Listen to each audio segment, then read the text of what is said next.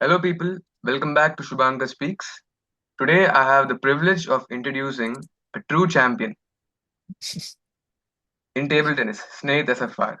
He is known for his precision, discipline, and the fighting spirit he brings to every match. Snehit has become an inspiration to many aspiring athletes across the country. It's a it's a privilege to have him today.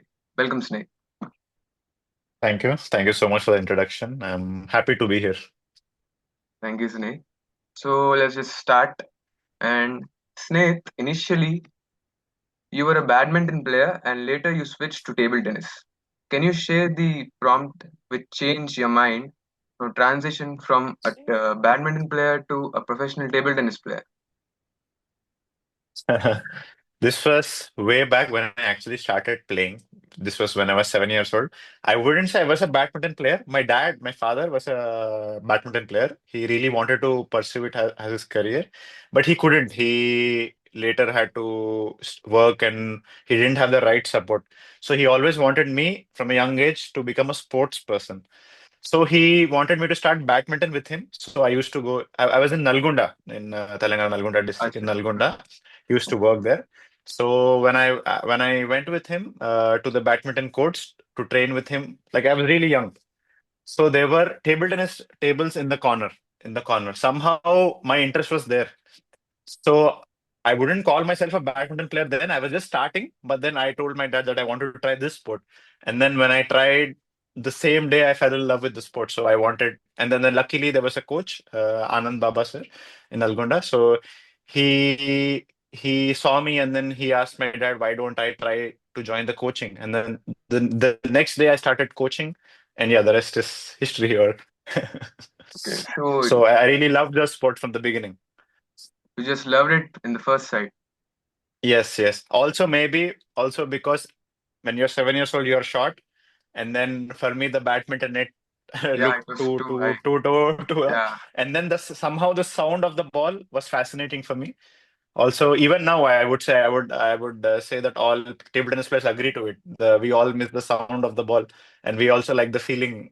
So yeah, yes, that the that metallic pop which comes from the bat, tuck, tuck, tuck. yes, Yeah, even yes, while that is very seeing the fascinating. even while seeing you guys play, when the sound comes in the arena, we just love that. Yes, so even 15, 20 years later, I still love the sound of hitting the ball. So that's keeping me here, enjoying the sport. That's great. That's great.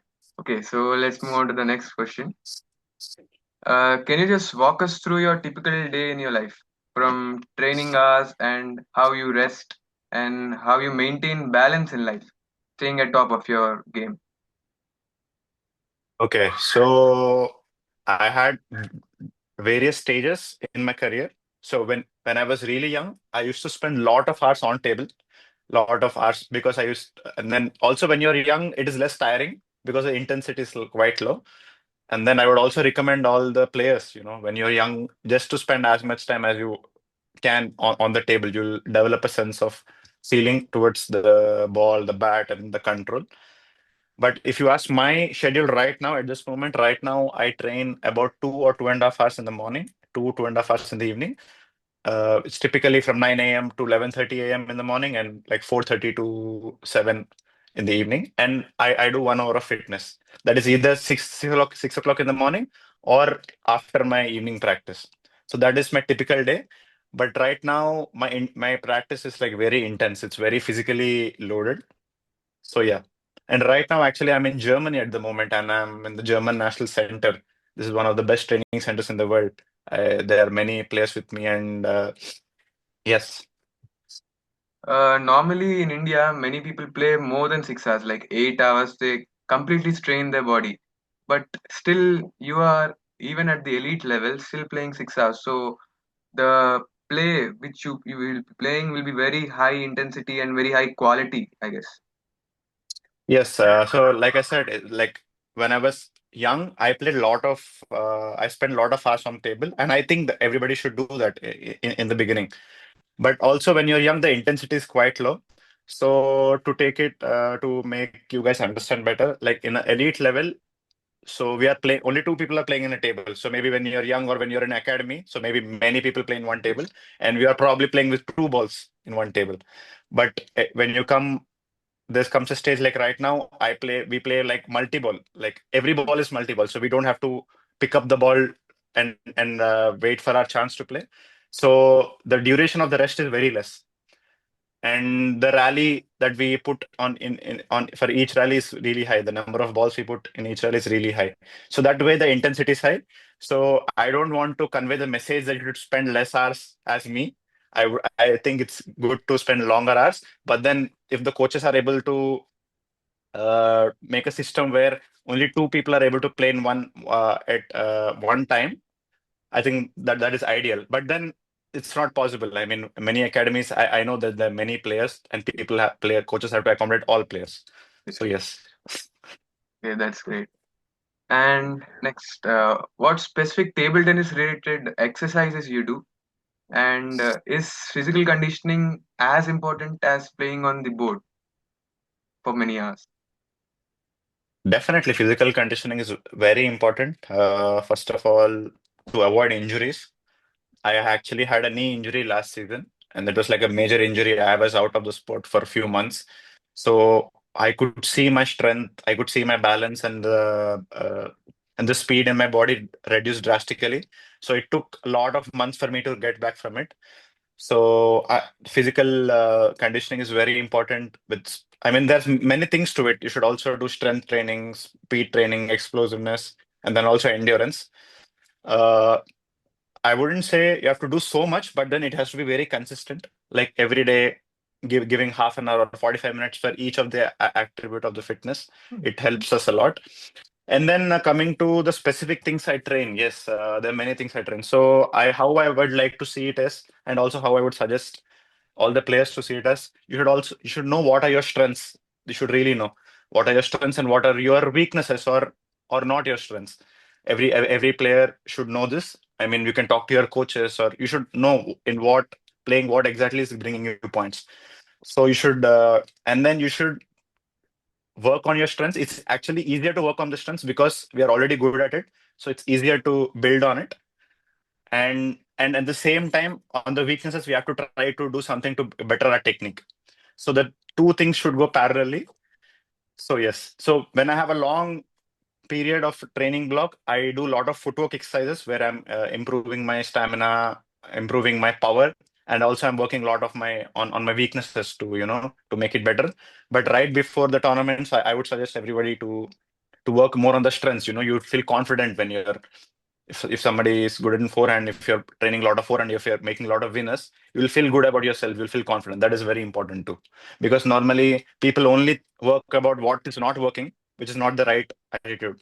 You should also put a lot of hours on what is actually working. You'll feel good about playing, which is the point of playing the sport.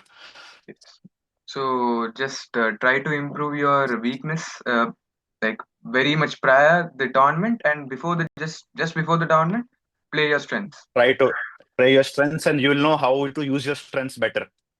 That Okay. should be the yes. And of Yes. course, you should also know how to manage not showing your weakness. It goes hand in hand. But I think in general, many coaches think only about the weakness. This is not working, that is not working. Even the players think very negatively about themselves after matches or in training. I would think to look at it in a way where okay, there are some negatives, there are some positives. Both we should improve. That's when the whole game improves. Okay. Now, my favorite question. You have defeated many top-seeded players like Quadri Aruna, clean sweep, and you have even defeated Yuki Aoda, being 2-0 down and 8-6 down. I love that match too.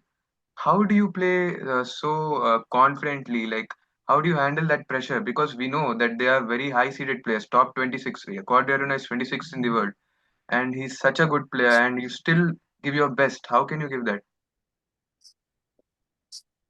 Actually, it is the other way around. When you're playing really higher ranked players, you have nothing to lose. When you have nothing to lose, the best in you comes out. So when you're actually playing with the higher ranked players, the challenge is not giving our best, but challenge is believing that we can win. That is a difficult part. And yes, that we should not think about the whole match. We should actually think about winning each point or each set at a time. So, for example, when I was playing with Quadri Arun or even Uda, I was only thinking about winning one game at a time. If I can't go in thinking I want to win the whole match, I mean that's what I want. But how you should see it as you should try to win one set. So even like for me, when things get really difficult, I try to aim for to win 6 points first, to break the game even more half. So you have to go really step by step, and then if things are going well, you look back and see you're actually won the match. So it's very important to be in the present and believing yourself that you can win one point at a time and the whole match. So just focus on the present moment rather than the future. Pre- yes, and then constantly believe in yourself, even if you don't are fully if you're not fully convinced that you can make it. But if you actually cut it down to 6 points or one set, you might believe that, okay, one set I can try, one set I can try. I think that mindset helps you do wonders. If Okay, okay. Thank you. And another thing regarding setbacks. Every athlete they face setbacks. Can you just share one moment or one time where you faced something like that and how you overcome it and how you got back stronger? there are so many setbacks in my career, if I look back, it happens all the time. But I would say one major one was, like I mentioned earlier, I had a knee injury last season. Uh, but I was lucky that this injury was during Olympics. So there were no other tournaments. I missed the Olympics by 2 spots, but then I was not in the team. But I had this injury, and then there were no other tournaments for the next 1 or 2 months. So I had the time to recover. But it was so difficult for me mentally because all my life I have been training and working hard and doing so many things.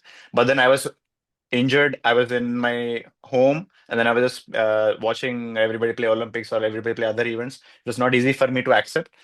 So it took a lot of time for me to recover. Even once I recovered, I was really slow. I was really slow for the next few months. So I was really frustrated. I really didn't know what to do because I saw my game drop a bit, and then I don't know what I could do to bring it back or even better. I would say my coaches, my parents, and my psychologist, my sports psychologist, everybody believed in me, and then I really started thinking uh, things more clearly, like what exactly do I need to improve. And then again, this also comes back to that you need to be in the present, and then you have to accept the fact that, okay, this has happened. And then I was working constantly, and slowly over the months, I got my speed, I got my power, I got my form back. But this happens all the time. Every year, there comes a point where the things are not going really well. But then I have to sit back and try to accept it fully, and then get back to the training hall and try to work on things because it's a constant process. I feel if you look to any player, there are highs, but there are so many lows. So we really have to keep working. It's a never-ending process. I hope you get into Olympics this time, 2020. Thank you so much. Yeah, Thank you so much. I'll be rooting for you. Thank you so much. And okay, you already said that your psychologists, parents, and all inspired you the most. But again, who inspired you in your journey? And what advice would you like to give young players who want to reach your level or even more? Okay, I was very lucky here. My dad really was a big sports enthusiast. He really supported me a lot. We were living in Algonda when I was young, and then when he saw that I was playing good, with the whole family, we moved to Hyderabad just for my sport. So, and then even in Hyderabad, he made sure that I was playing. We were living near where I was playing, so we moved to a lot of houses. We were renting houses to the closest academies where I was training. So I was very lucky in this way where my parents really supported me a lot. But then on the other hand, I was actually working very hard too because I really enjoyed the sport.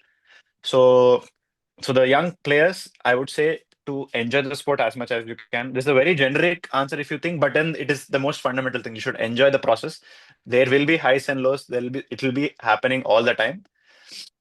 It's very important to enjoy. And then I would also request everybody to talk to their coaches, talk to the seniors. don't hesitate. If you see someone in the hall, just go and ask them how to, receive a service or learn something, because many people will be surprised how much people can actually help.